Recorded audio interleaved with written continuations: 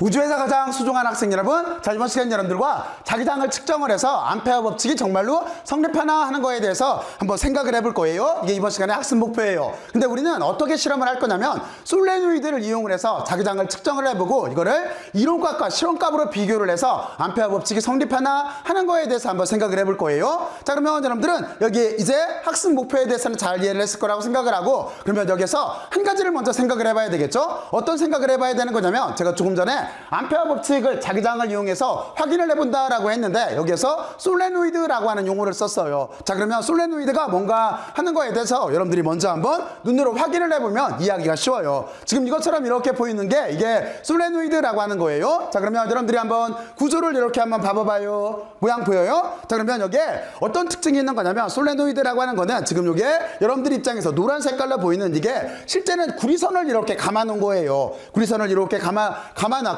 안쪽으로 이렇게 보게 되면은 여기는 이렇게 속이 벼있게 돼 있어요. 그래서 우리는 조금 있다가 이 안쪽으로 탐침을 이렇게 넣어서 이 안쪽에 솔레노이드 내부에 생기는 자기장을 직접 한번 측정을 해볼 거예요. 그리고 이 측정값을 이론값과 비교를 해서 암페어 법칙이 정말로 성립을 하나 하는 거에 대해서 생각을 해보는 게, 이게 이번 시간에 확인을 해보는 게 이게 이번 시간에 우리들이 해야 될 학습 목표가 되는 거예요. 그리고 솔레노이드는 이렇게 큰 것도 있지만 조그마한 것도 있어요. 솔레노이드는 코일을 감아 놓은 거기 때문에 여러 종류가 있어요. 근데 좀 이따 실험을 할 때는 우리는 여기 있는 이렇게 큰 것들을 이용할 게 아니라 우리는 이것처럼 이렇게 조그만 요 솔레노이드를 이용을 할 거예요. 그리고 또 하나, 여기서 먼저 주의사항을 얘기를 하면은 실제 여기에 이렇게 전류가 가하게 되면은 이 솔레노이드에서 조금 시간이 지나가게 되면 열이 많이 나요. 그래서 여러분들이 손으로 이렇게 잡았을 때 아 뜨거 할 정도로 정말로 열이 나요. 그래서 여러분들은 이 실험을 할 때 여기에 화상 입지 않도록 조금 조심을 해야 돼요. 물론 이거를 실험을 오래 했을 때 하는 얘기예요. 또는 전류를 크게 올렸을 때 얘기예요. 여기 솔레노이드가 열이 난다라고 하는 걸 어떻게 알 수가 있을까요?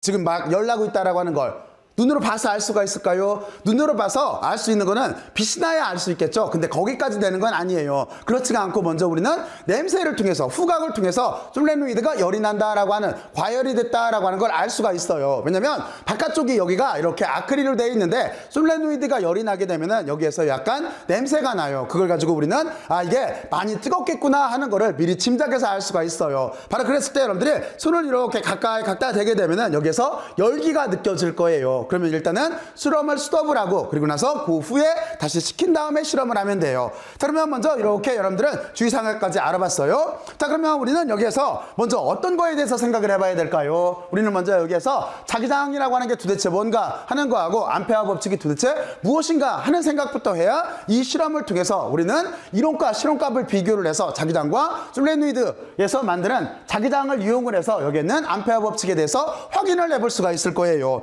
자, 그래서 이제 우리는 다음 장으로 이렇게 넘어가서 제가 지금 얘기한 거를 쭉 정리를 하면은 다음과 같은 내용으로 이렇게 될 거예요. 다시 말해서 우리는 자기장에 대해서 이해를 하고 있어야 지금 여기에 실험을 이렇게 꾸며놨는데 이 실험에 대해서 좀 더 본질적으로 이해를 할 수가 있을 거예요. 자, 그래서 먼저 여러분들은 먼저 여기 있는 것처럼 자기장과 전기장에 대해서 먼저 한번 토론들을 해봐야 돼요. 자, 그런데 여러분들이 자기장과 전기장이라고 하는 거를 토론을 하기 전에 먼저 여러분들은 자기력과 전기력에 대해서 한번 생각을 해보세요. 자기력과 전기력을 먼저 생각을 해보고 거기에서 공통점과 차이점이 무엇이 있었나 하는 생각부터 지금부터 먼저들 한번 해보세요. 자, 지금부터 한번 해보세요.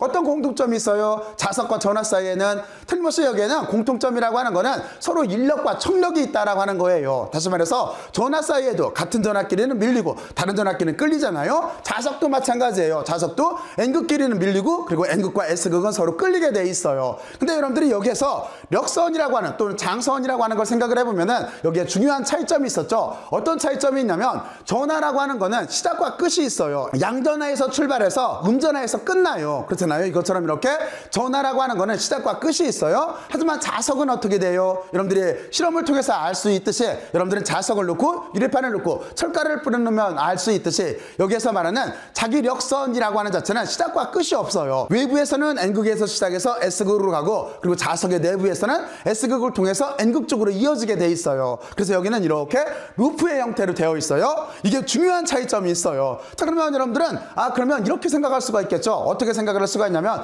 양의 전하와 음의 전하가 있듯이 자석도 잘라가지고 N극 따로 S극 따로 놓고 실험을 하면 어떨까요? 하고 생각해 볼 수가 있을 거예요. 그러면 여러분들이 막대 자석을 정말로 줄톱으로 잘라봐요. 일반적으로 초등학교 앞에서 파는 막대 자석은 연철이에요. 그래서 여러분들이 줄톱으로 자를 수가 있어요. 물론 거기에 철가루가 달라붙어서 약간 조금 힘들기는 한데 어쨌든 잘라서요. 그러니까 여러분들이 한번 잘라봐요. 그러면 거기에 중요한 특징이 있어요. 어떤 특징이 있냐면 자석은 잘라도 N극과 S극이 또 나와요. 그러면 그걸 다시 잘라도 N극과 S극이 또 나오게 돼 있어요. 바로 이런 식으로 돼 있어요. 그래서 이게 차기장선과 그리고 또 하나 전기장선을 비교를 해봤을 때 중요한 차이점이 있어요. 근데 이걸 가지고 우리는 무엇을 알 수가 있는 거예요? 맞아요. 여기에서 중요한 걸 알 수가 있어요. 어떤 걸 알 수가 있냐면 전하라고 하는 거는 홀극이 존재를 해요. 다시 말해서 모노폴이 존재를 해요. 하지만 우리가 자석 문제에서는 자하라고 하는 거는 내부적으로 계속 자기장선 자체가 연결되어 있기 때문에 자하라고 하는 건 존재하지 않는다라고 여러분들은 고전 물리 시간에는 이렇게 배울 거예요. 그렇잖아요? 먼저 여러분들은 그걸 하나 정리를 해놔야 돼요.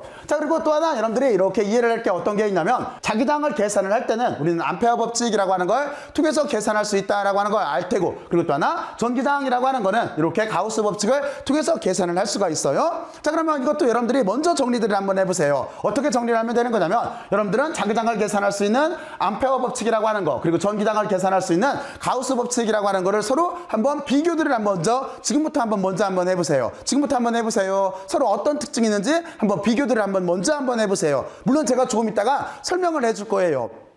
해봤어요? 자, 그러면 여러분들은 이 특징에 대해서도 이렇게 꼭 한번 비교해서 이해를 하고 있어야 돼요. 자, 그리고 그 뒤에는 우리가 여기 있는 암페어 법칙 또는 가우스 법칙이라고 하는 거는 실제는 이쪽에 자기장과 전기장을 계산할 때 상당히 쉬운 방법이에요. 하지만 여기에는 특징이 있죠. 어떤 특징이 있냐면 대칭성이라고 하는 특징이 있어야만 이거를 이렇게 자기장과 전기장을 쉽게 계산할 수가 있어요. 하지만 일반적인 경우에는 어떻게 돼요? 이쪽도 일반적인 경우에는 가우스 법칙으로 계산할 수가 없어서 우리는 쿨롱의 힘을 이용해서 계산해야 되는 거잖아요. 이쪽도 마찬가지예요. 이쪽도 우리가 자기장을 계산을 할 때 암페어 법칙이라고 하는 거에 대한 일반식이 있어요. 그 일반식이 뭐냐면 여기 있는 것처럼 이렇게 비오사바르 법칙이에요. 그래서 우리는 좀 이따가 여기 비오사바르 법칙에 대해서도 잠깐 이렇게 한번 생각들을 해보고 그때 했던 실험 방법에 대해서도 한번 생각을 해볼 거예요. 여기 있는 것도 마찬가지예요. 여기 실험을 통해서 비오하고 사바르가 다음과 같이 이렇게 자기장을 계산할 수 있는 방법에 대해서 이렇게 이론화를 시킨 거예요.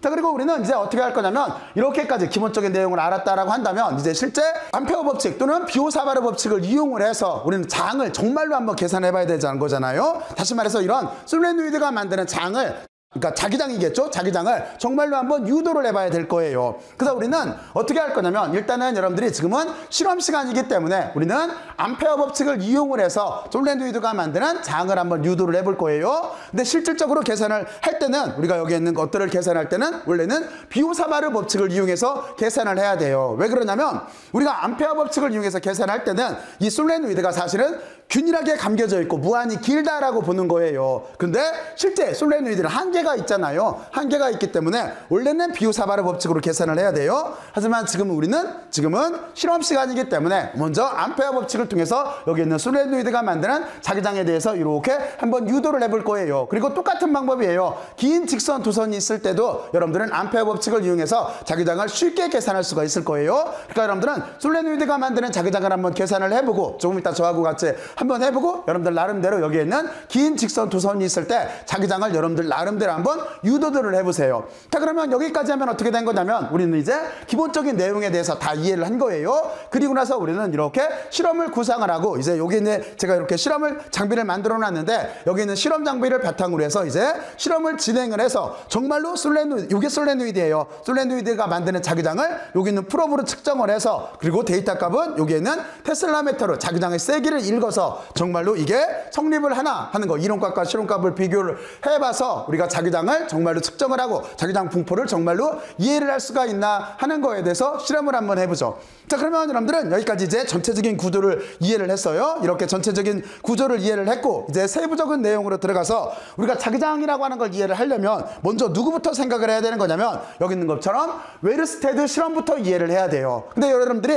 웨르스테드 실험에 대해서는 제가 여러분들한테 몇 번 부연 설명을 했기 때문에 이제 잘 이해를 하고 있을 거예요. 그래서 여기에는 간단하게 요약 정리만 하죠. 어떤 경우냐면 여기에 있는 요분이 웨르스테드인데 웨르스테드가 1820 1820년에 강의 도중에 희한한 현상을 발견을 했어요. 그러니까 웰스테드가 강의를 하다가 깜짝 놀래가지고 멍 하고 이렇게 서 있었대요. 뭐냐면 지금 요게 있는 것처럼, 요게 있는 그림처럼 이렇게 도선에 전류를 흐르는 실험을 하고 있었었는데 그 주변에 나침판이 있었었나 봐요. 근데 틀림없이 그 당시까지는 몰랐지만 여러분들은 지금은 알고 있을 거예요. 전류가 흐르게 되면은 나침판은 다음과 같이 이렇게 배열한다는 걸 알고 있을 텐데 그 당시 웰스테드 외에 다른 모든 사람들은 그 사실을 모르고 있었어요. 그래서 전혀 동떨어진 것 같이 보이잖아요. 왜냐면 두 손에 흐르는 거는 전류니까 이거는 전하의 문제인 거고, 나침반이라고 하는 거는 자석이니까 자석의 문제이고, 그래서 서로 별개로 이렇게 보였던 게 바로 이 우연한 발견을 통해서 다시 말해서 전하가 그리고 이게 자석이 서로 연관되어 있다라고 하는 거를 처음으로 여기 웰스테드가 우연찮게 발견하고 깜짝 놀랐던 바로 그 순간이었던 거예요. 자, 그러면 여러분들은 이제 시대적 배경에 대해서는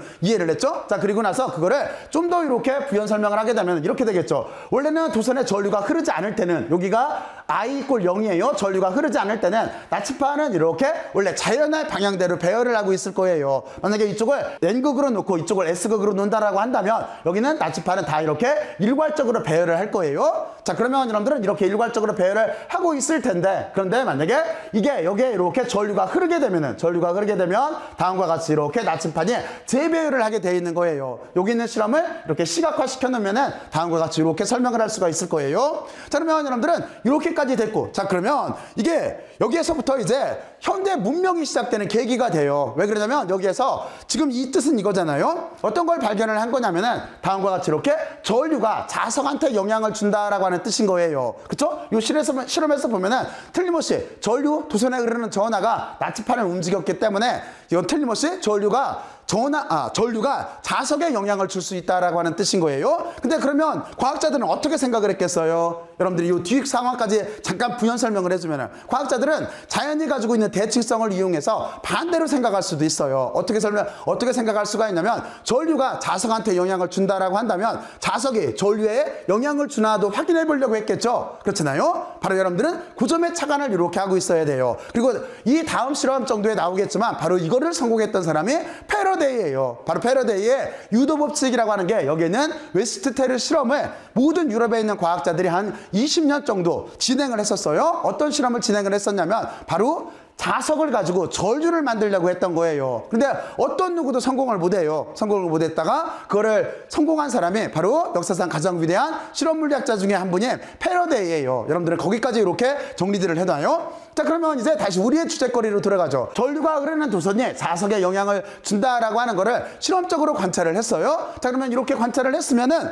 이제 틀림없이 이건 무슨 뜻이에요? 여기에 있는 그림에서 보듯이 이건 무슨 뜻이냐면, 눈에는 보이지 않지만 틀림없이 주변에 나침판이 배열이 됐기 때문에 눈에는 보이지 않지만 힘이 미치는 무엇인가가 존재를 한다라고 하는 바로 이 뜻인 거예요. 그렇죠? 그러니까 눈에는 안 보이지만 힘이 미치는 어떤 공간이 이렇게 분포를 하고 있다라고 하는 뜻인 거예요. 그게 지금 입장으로 보면은 그게 자기 장이 되는 거예요. 그러면 물리학자들은 또 한 방향으로는 어떻게 했겠어요? 또 한 방향으로는 이 자기장이라고 하는 거를 바로 유도를 해서 법칙화를 시키려고 노력을 했을 거예요. 그 유도를 해서 법칙화를 시키려고 했던 분의 대표적인 분이 여기 있는 비오사바르와 암페어였던 거예요. 자, 그러면 여러분들은 이렇게 놓고 나서 이제 우리가 이쪽에서 비오사바르 법칙과 암페어 법칙에 대해서 잠깐만 이렇게 알아보죠. 자, 그러면 먼저 실제적으로 먼저 법칙화를 시킨 쪽은 여기에 비오사바르예요. 그래서 제가 먼저 비오사바르 법칙에 대해서 설명을 하고, 그리고 이게 더 일반식이에요. 여기에 대해서 설명을 하고 그 뒤에 여러분들이 앞으로 많이 사용하게 될 암페어 법칙에 대해서 이렇게 한번 알아보죠. 자, 그러면 이쪽에서 보게 되면은 비오사바르라고 하는 분은 실제는 두 분이에요. 이쪽이 이렇게 비오, 그리고 이쪽이 사바르예요. 이 세 분 다 프랑스 과학자들이에요. 국적이 프랑스예요. 자, 그래서 배경은 이렇게 되는 거예요. 웰스테드 실험에 영향을 받아서 그 뒤부터 다 자기장을 이론화시키려고 노력을 했을 거잖아요. 그래서 여기는 비오하고 사바르도 실험을 바탕으로 해서 여기에서 자기장과 자기장과 전류사의 관계에 대해서 이렇게 연구를 시작을 했던 거예요. 그래서 실험 조건은 이렇게 돼요. 실험은 어떻게 한 거냐면 여기에 이렇게 도선을 놓고 일반화시키기 위해서 직선 도선이 아니라 이렇게 곡선 도선을 놨어요. 곡선 도선을 놓고 여기에다가 전류를 이렇게 흐르게 했어요. 그리고 임의의 점에서 자기장의 세기를 이렇게 측정을 해보면 되는 거잖아요. 바로 실험 구조는 이렇게 간단해요. 그러면 여기에서 어떤 변수가 있을까요? 이건 아주 간단해요. 먼저 어떤 생각을 할 거냐면 이 점에서 자기장의 세기라고 하는 거는 첫 번째 전류를 변화시켜 봤겠죠. 그리고 두 번째는 여기에 있는 각도를 변화시켜 봤겠죠. 그리고 세 번째는 뭐를 했겠어요? 세 번째는 이 거리를 점점 이렇게 멀게 놔봤겠죠. 바로 이렇게 하면서 실험을 진행을 했을 거예요. 그리고 여기 보면은 DS라고 하는 건 어떤 거냐면 이거를 우리가 미소 길이라고 부를 거예요. 이 미소 길이라고 하는 거는 요점에 미치는 영향을 이게 지금 이렇게 곡선대로 휘어져 있기 때문에 요점에서 미치는 전기당을 모든 점에서 다 계산하려면 식 자체가 복잡해져요. 그러면 이때는 어떻게 해야 되겠어요? 어떻게 하면 될 것 같아요? 맞아요. 이때 뉴턴의 위대한 방법을 쓰면 되는 거죠. 뭐냐면은 미분 그리고 적분, 다시 말해서 부분과 전체라고 하는 개념을 쓰면 되는 거예요. 그러니까 우리는 요점에 미치는 자기장을 전체 도선에서 먼저 계산을 하지는 말고 요 중에 임의 부분을 이렇게 자르는 거예요. 그래서 여기를 DS로 썼어요. 이 조그마한 길이를 우리가 미소 길이라고 해요. 자, 그리고 나서 우리는 요 길이에서 요만큼 도막에서 미치는 자기장을 이렇게 계산을 하면 되는 거예요. 그리고 나서 우리는 거기에다가 이렇게 여기 보면은 IDS라고 썼어요. 그러면 어떤 거냐면 조그마한 길이에 전류가 흐를 때를 눈하겠다라고 하는 거예요. 이걸 뭐라고 부르냐면 미소 전류 요소라고 하는 거예요. 이해갔죠? 바로 여기를 미소 전류 요소라고 해요. 그래서 다시 한 번씩을 정리를 하게 되면은 바로 여기에 있는 자기장이라고 하는 거는 미소 전류 요소에 비례를 하게 돼 있어요. 자, 그리고 나서 여기 있는 각도에 비례를 하고 좀 전에 설명을 했듯이 거리가 멀어지면은 거리의 제곱분의 1에 이렇게 비례를 했던 거예요. 그 식을 다 합쳐서 쓰면은 다음과 같이 이렇게 표현될 수가 있어요. 자, 그러면 이렇게 해놓고 나서 그리고 나서 그 뒤에는 어떻게 한 거냐면 하나 여기 보면은 이렇게 K라고 하는 상수값이 이렇게 들어가게 돼 있죠. 왜냐면 이게 비례로 돼 있으니까 이게 비례 상수값이 들어가게 돼 있어요. 그러면 물리학에서는 이 비례 상수값을 찾아서 의미를 부여를 하면 되는 거예요. 그거를 이렇게 찾아봤더니 그게 뮤제로를 4파이로 이렇게 나눠준 값이었었어요. 근데 여기에서 뮤제로라고 하는 건 뭐냐면 이거는 자유공간 속에서 투자율이라고 하는 거예요. 그래서 값은 다음과 같이 이렇게 돼 있어요. 자, 그러면 그리고 여기서 투자율이라고 하는 거는 뭐 증권을 투자한다 이런 뜻이 아니라 우리가 어떤 거를 투과하는 정도를 말하는 거예요. 투과하는 정도. 쉽게 말해서 여러분들이 여기에 종이가 있고 이쪽에 자석이 있다라고 한다면 종이 뒤쪽에서 여기에서 쇠가 붙어요. 못이 붙어요? 안 붙어요? 붙죠? 바로 이거는 이렇게 종이막 같은 걸 투과할 수가 있잖아요. 바로 그런 투과를 한다라는 뜻으로 이게 투자율이라고 하는 거예요. 자, 그러면 여러분들은 이제 여기 의미까지 알아보고 자, 그러면 식은 다음과 같이 이렇게 바꿨을 거예요. K를 이만큼을 이렇게 찾아서 여기를 이렇게 처리를 해준 거예요. 자, 그러면 여기에 비례값 자체는 등으로 바꿨을 때고 그리고 우리는 일반적으로 일반식을 만들 때는 이거를 벡터 처리를 해요. 자, 그러면 여기에서 우리가 각도를 가지고 생각하면 이해하기가 쉬워요. 이 식에서 보게 되면은 이게 사인 세타라고 하는 값이 들어가 있어요. 그러면 여기서 질문 하나를 할까요? 사인 세타라고 하는 값은 우리가 일반적으로 수학에서 말할 때 내적이라고 하는데 내적과 관계가 있는 건가요? 아니면은 외적과 관계가 있는 건가요? 다시 말해서 우리가 스칼라 프로덕트와 관계가 있는 건가요? 아니면은 벡터 프로덕트와 관계가 있는 건가요? 맞아요. 여기에 사인이라고 하는 거는 여러분들이 잘 알고 있겠지만 A 벡터 크로스 B 벡터는 A의 크기에 B의 크기에 사인 세타 그리고 단위 벡터가 붙잖아요. 이렇게 사인 세타라고 하는 거는 크로스 프로덕트에 이렇게 관계가 있어요. 다시 말해서 벡터 프로덕트에 관계가 있어요. 그러니까 우리는 이 식을 이렇게 벡터 프로덕트로 이렇게 바꿔줄 수가 있는 거예요. 그리고 지금 이쪽에서 보면은 여기가 조금 전에 DS라고 하는 게 미소 길이라고 했잖아요. 이 길이라고 하는 게 어떻게 벡터가 될 수가 있냐면 길이는 그냥 스칼라의 양일 거예요. 하지만 전류가 이렇게 지금처럼 아래쪽에서 위쪽으로도 흐를 수가 있고 위쪽에서 아래쪽으로도 흐를 수가 있어요. 다시 말해서 도선을 중심으로 전류가 방향을 반대로 바꿔서 흐를 수가 있는 거예요. 그렇죠? 도선을 중심으로 이렇게 흐를 수도 있지만 반대로 흐를 수도 있는 거잖아요. 바로 그래서 여기에서 이렇게 우리는 그걸 벡터 처리를 해줄 수가 있어요. 다시 말해서 미소 길이 벡터를 만들 수가 있어요. 자, 그리고 그 뒤에 보면은 여기는 이렇게 여기가 단위 벡터 처리를 해주면은 이쪽은 1이기 때문에 두 식은 동치가 되는 거죠. 그래서 이렇게 바꿔준 거예요. 그리고 그 다음 식은 어떻게 나온 거냐면 여기는 아주 간단해요. 우리가 만약에 R 벡터를 생각을 해봐요. 얘는 벡터예요. 그러면 어떻게 되겠어요? 벡터라고 하는 거는 크기와 단위 벡터가 있겠죠. 크기와 방향이 있겠죠. 그러면 R 벡터라고 하는 거는 R이라고 하는 크기에다가 이렇게 R에 단위 벡터를 곱해주면 될 거예요. 그러면 R에 단위 벡터 입장에서는 어떻게 쓰면 되겠어요? 나눠주면 되는 거니까 R 벡터라고 하는 자체를 크기로 나눠주면 되겠죠. 바로 그 값을 대입해서 다음과 같이 여기를 R3승에 이렇게 R 벡터로 쓴 거예요. 그러니까 분할해서 생각하면은 R분의 R 벡터인 거예요. 그게 단위 벡터가 될 테니까 다음과 같이 이렇게 식을 바꿔 써준 거예요. 그래서 이렇게 비호사바르 법칙이라고 하는 거는 여기에는 실험식으로부터 시작을 해서 이렇게 스칼라가 그리고 벡터로 이렇게 표현할 수 있는 게 이게 비호사바르 법칙이에요. 그리고 이 비호사바르 법칙이 여러분들이 전기장 쪽에서 쿨롱의 법칙과 대응하는 쿨롱의 법칙에서 우리는 그걸 시험 전화로 나눠서서 전기장이라고 하는 걸 정의했었잖아요. 그리고 이게 일반적인 정의였었잖아요. 그거와 똑같은 역할을 하는 거예요. 이게 일반적인 정의가 돼요. 그리고 여기는 암페어 법칙이라고 하는 자체는 여러분들이 제가 좀 전에 앞쪽에서 부연 설명을 했듯이 이거는 전기장 쪽에서 가우스 법칙과 같은 형태가 되는 거예요. 그런 역할을 해주는 거예요. 자, 그래서 여기는 어떤 뜻인 거냐면 여러분들이 먼저 한번 생각을 해봐요. 가우스 법칙이라고 하는 거는 도대체 무엇을 뜻했어요? 가우스 법칙이라고 하는 거는 가우스 면이라고 하는 기준면을 중심으로 안쪽에 있던 전하가 바깥 공간에 전기장의 선속을 만든 거였었잖아요. 근데 여기에 있는 암페어 법칙이라고 하는 거는 이렇게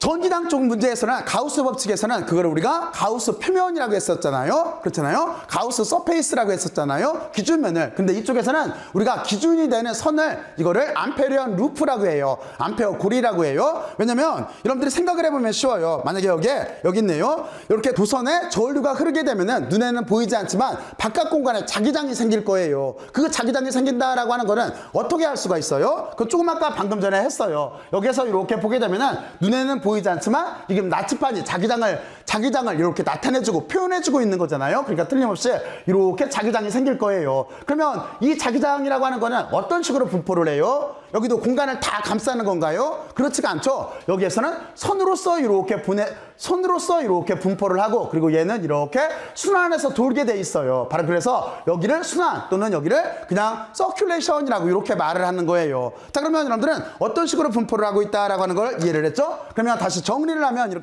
이렇게 될 거예요. 우리가 전기장 문제를 풀 때 가우스 법칙이라고 하는 거는 가우스 면이라고 하는 걸 기준으로 해서 안쪽에 있던 전하가 바깥 공간에 전기장의 선속을 만들었던 거예요. 근데 여기에는 암페어 법칙이라고 하는 거는 우리가 암페어 루프 안쪽에 있는 전류가 바로 바깥 공간에 자기장의 순환을 만든 거예요. 바로 이게 여기 있는 가우스 법칙인 거예요. 다시 말해서 여기 ENC를 쓴 거는 인크로즈라고 하는 거예요. 다시 말해서 어떤 둘레 안에 전선이 여러 개가 있어도 상관이 없어요. 방향이 어떻게 가도 상관이 없어요. 바로 이렇게 안쪽에 있는 전선들이 모여서 바깥 공간에 이렇게 자기장을 만들었다라고 하는 뜻인 거예요. 그렇죠? 그리고 그 자기장이라고 하는 자체가 끊어지는 데가 없이 이렇게 단일 폐곡선을 그린다라고 해서 여기에다가 이렇게 동그라미를 붙여주면 되는 거예요. 자, 그래서 여러분들은 다음과 같이 이렇게 암페어 법칙에 대해서 의미까지 이렇게 부여를 해봤어요. 여러분들이 이 부분에 대해서는 물론 이제 여러분들이 많은 이론 시간에 자세하게 다뤄서 잘 알고 있겠지만 여러분들이 지금처럼 이렇게 꼭 한번 정리들을 이렇게 해놓고 있어야 돼요.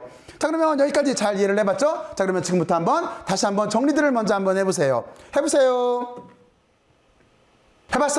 자, 그러면 이걸 바탕으로 해서 우리는 어떻게 할 거냐면 조금 전에 우리가 관건은 뭐냐면 솔레노이드를 이용해서 자기장을 측정을 해보고 이론값과 실험값을 비교해본다고 그랬어요. 그러니까 우리는 이제 솔레노이드에서 만드는 자기장을 여기 있는 비호사바르 법칙과 실제는 암페어 법칙으로 유도를 해봐야 돼요. 근데 지금은 실험 과정이기 때문에 먼저 암페어 법칙을 통해서 이렇게 한번 유도를 한번 해볼게요. 자, 그러면 여러분들은 이렇게 해놓고 나서 이제 솔레노이드에서 자기장을 한번 유도해보러 이렇게 가보죠. 그리고 우리가 실험했을 솔레노이드는 다음과 같이 이 모양으로 이렇게 생겼어요. 이걸 여기다 이렇게 찍어 놓은 거예요. 그리고 여기에 있는 이 그림은 뭐냐면 이 솔레노이드를 반으로 딱 자른 거예요. 이해갔죠? 이 솔레노이드 이렇게 생긴 거를 우리가 이쪽 방향에서 자른 거예요. 그거의 단면이에요. 단면. 그러니까 지금 원래 솔레노이드가 아까 얘기했지만 이렇게 코일이 감겨 있는 거라고 했잖아요. 그래서 여러분들은 어떻게 생각을 하면 되는 거냐면 지금 여기가 코일이에요. 이쪽도 코일, 여기도 코일이에요.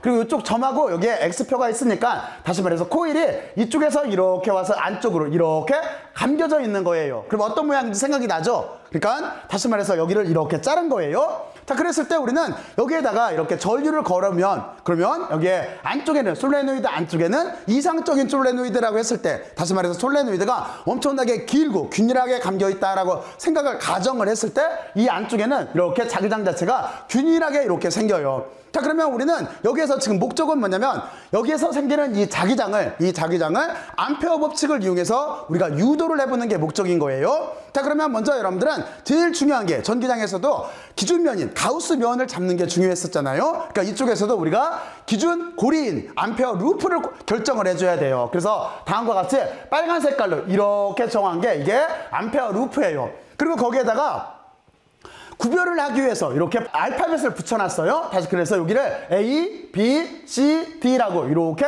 붙여놨어요. 자, 그러면 우리는 이렇게 해놓고 나서 이제 암페어 법칙을 여기 있는 실험 모델에다가 한번 적용을 해보죠. 그러면 우리는 여기를 어떻게 쓸 수가 있냐면, 암페어 법칙이라고 하는 건 조금 아까 말했지만 이렇게 안쪽에 있는 전류가 바깥 공간에 자기장의 순환을 만드는 거였었어요. 그렇죠. 자기장의 서큘레이션을 만드는 거였었어요. 그리고 여기에 보면은 이렇게 투자율이라고 하는 게 이렇게 붙게 돼 있어요. 자, 그러면 여러분들은 이렇게 암페어 법칙을 여기에 있는 거에다 이제 적용을 시키면 되는 거예요. 자, 그러면 먼저 우리가 이쪽에 있는 왼쪽 항을 이렇게 전개를 해보면은 여기에 이렇게 전체를 이렇게 빼곡선으로 감싸라라고 돼 있기 때문에 우리는 이거를 A부터 B까지, B부터 C까지, C부터 D까지, D부터 A까지로 구간을 하나, 둘, 셋, 네 개로 이렇게 나눠서 생각할 수가 있을 거예요. 그렇잖아요? 이렇게 해놓고 나서 이제부터 우리가 실질적으로 여기 있는 실험 모델을 이용해서 의미를 부여를 하면 돼요. 그러면 어떻게 되는 거냐면, 먼저 A부터 B까지 여기에는 실제 자기장이 존재를 해요. 그리고 여기는 실제로 자기장이 존재를 해요. 자, 그리고 그 다음번에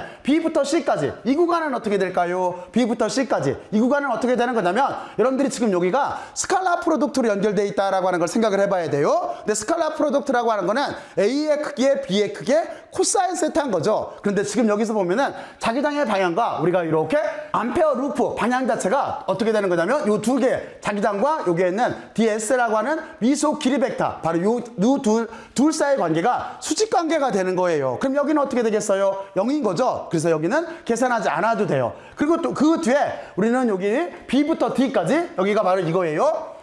여기서 보면은 C부터 D까지인 거죠. C부터 D까지 구간은 어떻게 되겠어요? 이 C부터 D까지 구간은 이 바깥 공간을 뜻하는데, 바깥 공간에서는 이렇게 다음과 같이 자기장이 없기 때문에 0으로 볼 거예요. 그리고 D부터 A 구간은 다시 여기에요. D부터 A 구간. 여기는 어떻게 되겠어요? 좀 전에 그림을 그려보면 알겠지만 자기장과 이쪽 방향 자체가 서로 직각이에요. 직각이기 때문에 여기가 이렇게 도트 프로덕트 연결이 되어 있기 때문에 여기도 0이 돼요. 그러면 여기 다 없어졌죠? 그리고 아까 제가 앞쪽에서 처음에 얘기를 했던 A부터 B까지 구간, 단지 여기만 이렇게 자기장을 고려를 해서 구해주면 되는 거예요. 자, 그러면 그 값을 여기다 이렇게 썼어요. 쓰고 나면은 A부터 B는 우리가 어떻게 쓸 수가 있냐면, 지금 여기를 0부로 잡고 이쪽을 도선의 길이를 L이라고 잡는다면 0부터 L까지로 이렇게 바꿔 쓸 수가 있겠죠? 그리고 여기를 계산하면 어떻게 되겠어요? 점곱이라고 하는 걸 스칼라량으로 처리를 해서 계산을 하면은 자기장은 앞으로 나갈 테고, 그리고 우리는 길이값만 나올 테니까 BL로 이렇게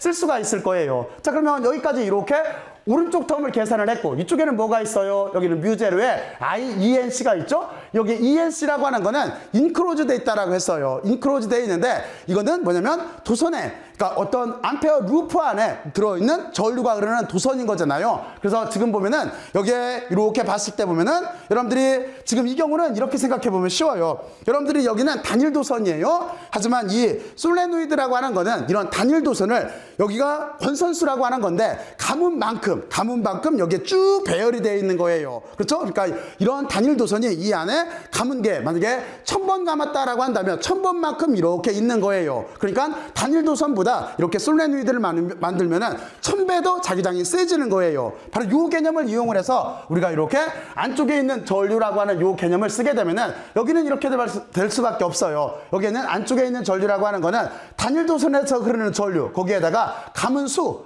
만약에 예를 들어서 1000번 감았다라고 한다면 1000번만큼 더 세지기 때문에 여기다가 n을 권선수라고 해요. 턴수라고 해요. 턴수. 여기 권선수를 이렇게 곱한 값으로 쓸 수 있을 거예요. 자, 그래서 우리는 여기 값을 이렇게 대입을 해서 이쪽으로 쓰게 되면은 다음과 같이 이렇게 표현할 수가 있어요. 자, 그리고 여기 보면은 우리는 요 값을 이렇게 여기를 나눠주게 되면은 다음과 같이 이렇게 되겠죠? 여기 자기장만 구할 거기 때문에 이걸 대입을 하고 나서 여기는 L로 나누게 되면은 다음과 같이 여기가 L분의 N꼴이 나올 거예요. 근데 여기에도 우리가 또 하나 뜻이 있어요. 왜냐면 여기는 어떤 거냐면 여기는 이렇게 감은 수죠. 그리고 여기는 길이에요. 그러면 이거는 밀도의 개념이에요. 바로 그렇기 때문에 우리를 여기를 이렇게 권선밀도, 여기 스몰 n을 권선밀도라고 해요. 권선밀도 개념으로 이렇게 바꿔서 식자체를 단순하게 이렇게 쓸 수가 있어요. 그래서 우리가 이상적인 솔레노이드에서 내부에 걸리는 자기장이라고 하는 자체는 이렇게 뮤제로의 ni 꼴로 다음과 같이 이렇게 쓸 수가 있어요. 물론 양쪽에 어떤 식을 써도 상관은 없어요. 그래서 우리가 솔레노이드 내부에서 구하는 내부에서 있는 자기장을 다음과 같이 이렇게 구할 수가 있는 거예요. 자, 그러면 여러분들은 여기까지 잘 이해를 했죠? 물론 이 조건은 어떤 조건이냐면 솔레노이드가 엄청나게 길고 이렇게 길고 그리고 거기에 감겨져 있는 코일이 아주 균일하게 빽빽이 감겨져 있다는 그 조건 내에서의 자기장인 거예요. 그러면 실제는 어떻게 돼요? 실제 자기장은 이거는 이렇게 무한하게 길지 않죠. 바로 그렇기 때문에 원래 자기장이라고 하는 거를 실험적으로 계산을 할 때는 실질적으로 비오사바르 법칙을 이용해서 원래는 계산해 줘야 돼요. 하지만 지금은 실험 시간이니까 이따가 그 식에 대해서는 제가 잠깐 뒤쪽에서 데이터 처리를 할 때 간단하게만 이런 꼴이에요 하고 이렇게 보여줄게요. 자, 그러면 여러분들은 여기까지 잘 이해를 했을 거라고 생각을 하고, 자, 이제 전반적으로 이해해야 될 것들은 다 이해를 했어요. 자, 그러면 이걸 바탕으로 해서 우리는 무엇을 하면 될까요? 맞아요. 지금부터 시작을 해서 우리는 여기에 있는 실험 구조를 이해를 해서 여기에 있는 이론과 한번 비교를 해보면 되는 거예요. 자, 그러면 이제 실험 방법에 대해서 한번 생각들을 해보죠. 자, 그러면 여기까지 이해를 해보고 실험할 준비들 하세요.